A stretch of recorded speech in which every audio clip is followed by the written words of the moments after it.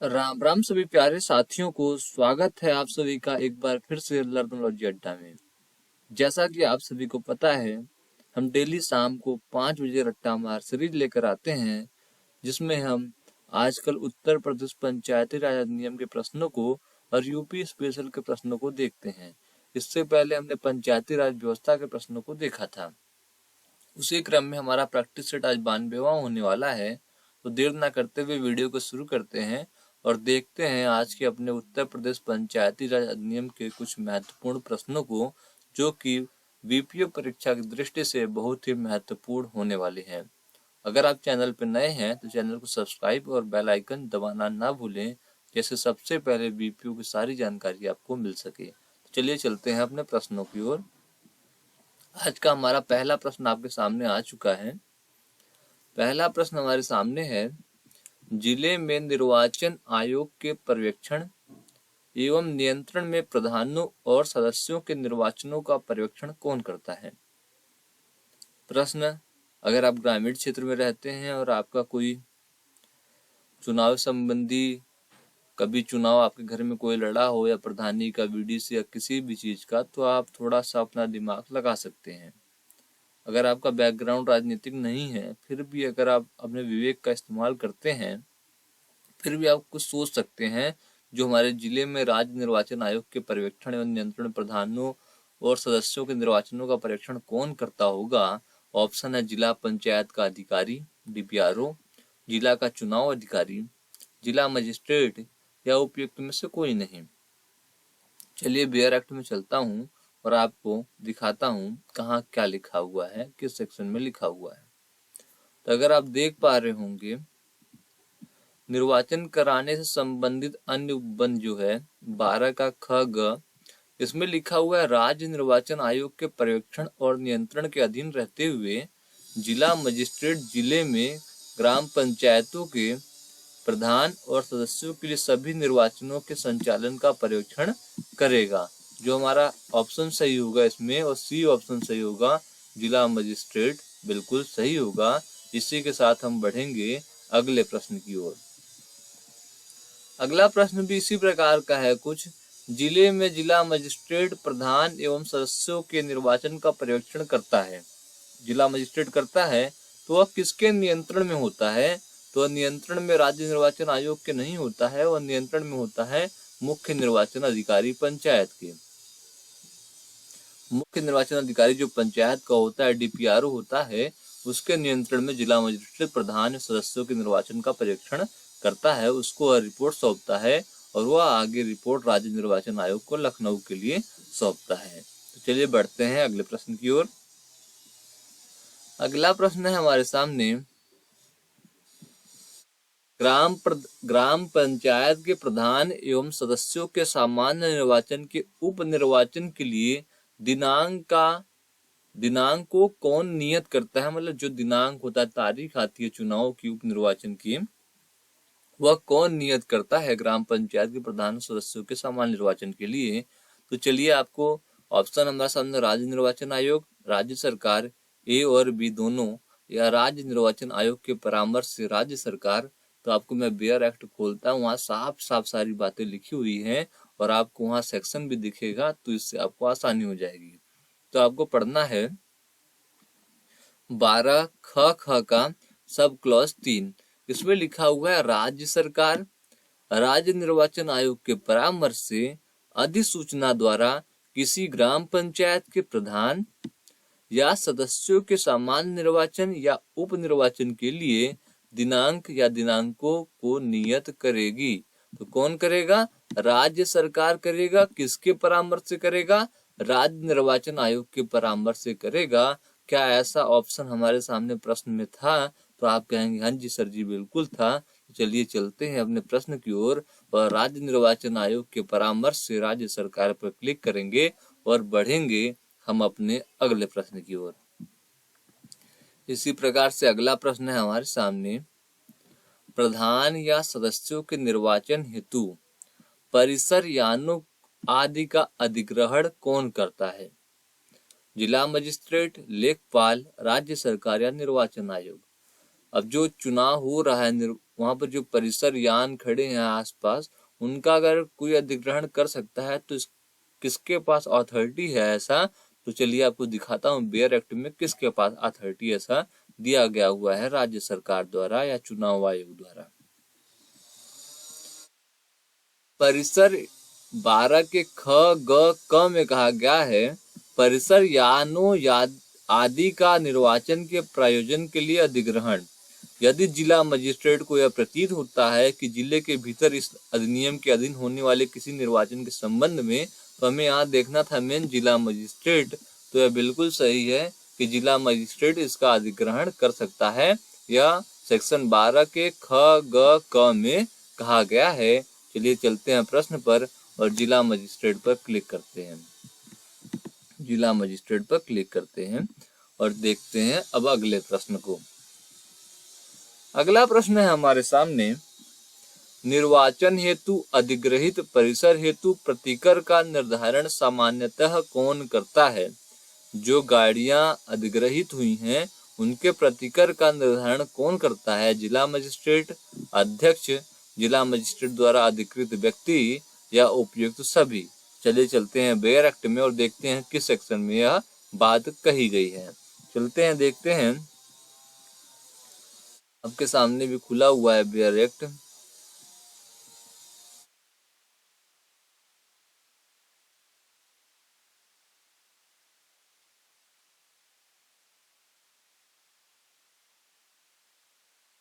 तो इस प्रश्न का उत्तर हमारे सेक्शन 12 के ख ग ख में कहा गया है, जहां धारा 12 ख ग क के अनुसरण में जिला मजिस्ट्रेट किसी परिसर का अधिग्रहण अगर करता है, अगर जिला मजिस्ट्रेट जो हमने पढ़ा इसके पहले ख ग क में कहा गया था कि वह परिसर यानों का अधिग्रहण करेगा, तो उसके लिए उसे हितबद्ध व्यक्ति को प्रतिकर हितबद्ध व्यक्ति को प्रतिकर संदत्त किया जाएगा, जिसकी रकम का अवधारण निम्नलिखित बातों पर ध्यान में रखकर किया जाएगा। तो ये जो भी बातें हैं इसके लिए हम चलते हैं। जो मामला इस क्वेश्चन का है, तो जिला मजिस्ट्रेट द्वारा इस नियुक्त मध्यस्थ अवधारित करे। जो एक जिला मजिस्ट्रेट एक इसके लिए 30 दिन के भीतर, देखिए इसमें लिखा हुआ है, जिला मजिस्ट्रेट विहित समय के अंदर यह आवेदन करता है वह मामला मध्यस्थ को निर्देशित कर दिया जाए। वहां दिए जाने वाले प्रतिकर की रकम ऐसी रकम होगी जैसे जिला मजिस्ट्रेट द्वारा इस नियुक्त मध्यस्थ अवधारित करे। तो जो भी एक जिला मजिस्ट्रेट एक अधिकृत व्यक्ति को अपना वहाँ अपॉइंट करेगा, वह उसकी मध्यस्थता कर उसको प्रतिकर दिलाएगा और जो भी बनेगा वो दे देगा, जिला मजिस्ट्रेट द्वारा दिया जाएगा। और जो सामान्यतः निर्धारण करेगा वो जिला मजिस्ट्रेट द्वारा एक अधिकृत व्यक्ति होगा, ऐसा धारा ख ग ख में कहा गया है। बढ़ते हैं अगले प्रश्न की ओर। अगला प्रश्न है हमारे सामने, निर्वाचन के संबंध में पदीय कर्तव्य भंग का दोषी अधिकारी कर्मचारी पर कितना जुर्माना अर्थदंड अधिरोपित लगाया जा सकेगा? 500 रुपए तक, 1000 रुपए तक, 2000 रुपए तक या 3000 रुपए तक। चलिए बियर एक्ट को खोलते हैं और सेक्शन 12 के या किस सब क्लॉज में बात की गई हुई आपको दिखाता हूँ। तो यह बात कही गई है हमारे सेक्शन 12 के ख घ में। किसमें कही गई है? सेक्शन 12 के ख ग में कहा गया है, निर्वाचन के संबंध में पदीय कर्तव्य भंग। यदि कोई व्यक्ति जिस पर यह धारा लागू होती हो अपने पदीय कर्तव्य भंग करने में युक्त कारण बिना किसी कार्य या लोभ का दोषी हो तो अर्थदंड दिया जा सकेगा, जो 500 रुपए तक हो सकता है। कितना हो सकता है? जो 500 रुपए तक हो सकता है। तो अपने प्रश्न में चलेंगे और 500 रुपए को क्लिक कर बढ़ेंगे अगले प्रश्न की ओर। अगला प्रश्न भी धारा 12 ख के घ से संबंधित है। निर्वाचन में पदीय कर्तव्य भंग के दोषी व्यक्ति को किस अपराध के दोषी माना जाएगा? संज्ञेय अपराध का, संज्ञेय अपराध का, अजमानती अपराध का या न संज्ञेय न असंज्ञेय का? चलिए देखते हैं। वहीं 12 ख घ में कहा गया है, उपधारा अधीन दंडनीय कोई अपराध संज्ञेय होगा। जो भी उपधारा 1 में बात कही गई है 500 रुपए वाली, अगर वह अपराध करता है तो इस अपराध को संज्ञेय अपराध माना जाएगा। तो ए ऑप्शन बिल्कुल सही है। इसके बाद हम देखेंगे अपने अगले प्रश्न को। अगला प्रश्न जो है हमारा, वह है प्रधान या सदस्यों के निर्वाचन आपत्ति किस धारा के अंतर की जाती है। अब जो प्रधान और सदस्य चुनाव लड़ते हैं, अगर किसी को अगले पार्टी को आपत्ति करनी है इनके उम्मीदवारी पर, तो किस धारा में क्या जाता है, चलिए देखते हैं क्या जाता है 12 के ग में। चलिए बेयर एक्ट पे देखते हैं इसके बारे में डिटेल में। तो चलिए 12 ग की तरफ चलते हैं। 12 ग में पहुंच चुके हैं। निर्वाचनों पर आपत्ति करने के लिए आवेदन पत्र। प्रधान के रूप में अथवा ग्राम पंचायत के सदस्य के रूप में किसी व्यक्ति के निर्वाचन के संबंध में जिसके अंतर धारा 43 के अधीन न्याय पंचायत के पंच के रूप में नियुक्त किए गए किसी व्यक्ति का निर्वाचन भी है, सिवाय किसी ऐसे आवेदन पत्र द्वारा ऐसे प्राधिकारी को ऐसे समय के भीतर और ऐसी रीति से जो नियत की जाए प्रस्तुत की जाए, निम्नलिखित आधार पर आपत्ति न की जा सकेगी। तो मतलब जो भी निर्वाचन पर आपत्ति करने के लिए आवेदन पत्र है वो 12 ग में इसकी बात की गई है। किसमें बात की गई है? प्रधान या सदस्यों के निर्वाचन आपत्ति किस धारा के अंतर्गत की जाती है? तो आप कहेंगे 12 ग के अंतर्गत की जाती है। चलिए बढ़ते हैं अगले प्रश्न की ओर। अगला प्रश्न है हमारे सामने, प्रधान या ग्राम पंचायत सदस्य के निर्वाचन के संबंध में आपत्ति आवेदन पत्र द्वारा किसके समक्ष की जाएगी? अब जो भी प्रधान या ग्राम पंचायत सदस्य के निर्वाचन के संबंध में आपत्ति आवेदन पत्र है वो किसके समक्ष की जाएगी? किसको जब एप्लीकेशन लिखेंगे तो किसको देंगे? चलिए बेयर एक्ट में चलते हैं। 12 ग जो सेक्शन है हमारा, इसमें देखते हैं या जो हम अपना पत्र है वो किसको देंगे। तो निर्वाचन भी है, आवेदन पत्र जो है प्राधिकारी, जो विहित प्राधिकारी होगा इससे संबंधित, उसको यह दिया जाएगा। किसको दिया जाएगा? विहित प्राधिकारी को दिया जाएगा। तो ऑप्शन जो हमारा सही होगा वो विहित प्राधिकारी होगा।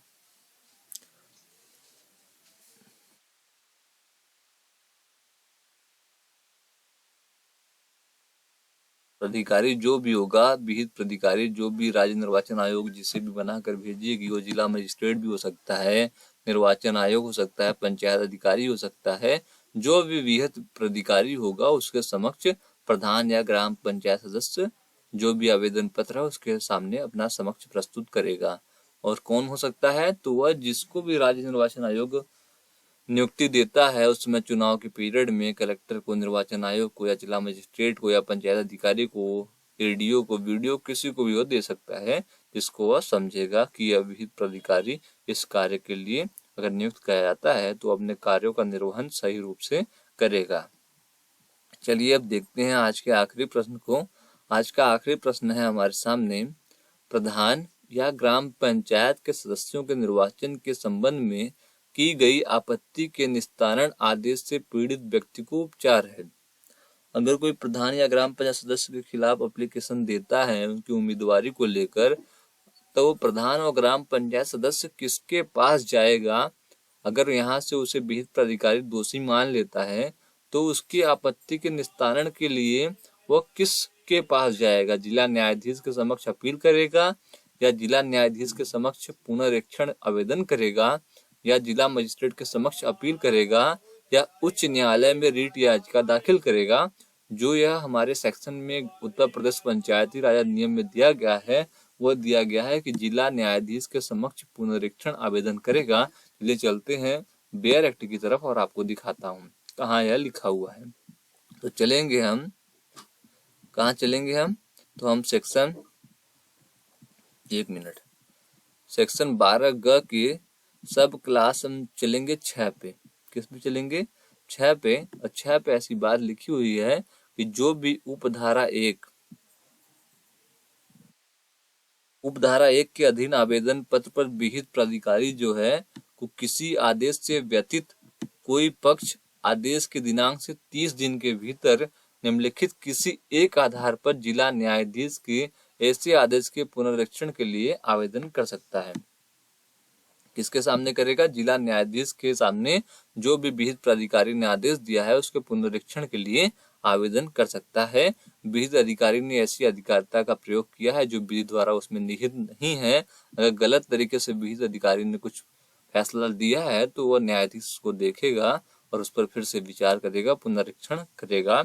विहित प्राधिकारी इस प्रकार निहित अधिकारिता का प्रयोग करने में विफल रहा है अगर विहित प्राधिकारी जो है और सही से अपने अधिकारिता का इस्तेमाल नहीं कर पाया है तो आप पुनरीक्षण के लिए न्यायाधीश के पास 30 दिन के भीतर उसके फैसले के जा सकते हैं। तो आज हमने 10 प्रश्नों के देखा उत्तर प्रदेश पंचायती राज अधिनियम के और समझा भी, और उम्मीद है कि आप लोगों को भी समझ में आ गया होगा कि आज हमने उत्तर प्रदेश पंचायती राज अधिनियम में 10 प्रश्नों को देखा कि इस सेक्शन में क्या बातें कही गई थी, उसको भी हमने बेयर एक्ट के माध्यम से समझा। अगर आपको यहाँ तक वीडियो देखा और वीडियो अच्छी लगी हो तो लाइक एवं सब्सक्राइब जरूर करना, और कुछ पूछना या बताना हो तो कमेंट बॉक्स में आप बेझिझक पूछ और बता सकते हैं। तब तक के लिए आपका बहुत बहुत धन्यवाद दोस्तों। जय हिंद। और अगर आपको वीडियो अच्छा लगे तो कमेंट में जरूर लिखा करिए, इससे मुझे आगे भी वीडियो बनाने में मनोबल बढ़ता है और आगे भी वीडियो बनाने में मुझे मजा आता है। आपका बहुत बहुत धन्यवाद यहाँ तक वीडियो देखने के लिए।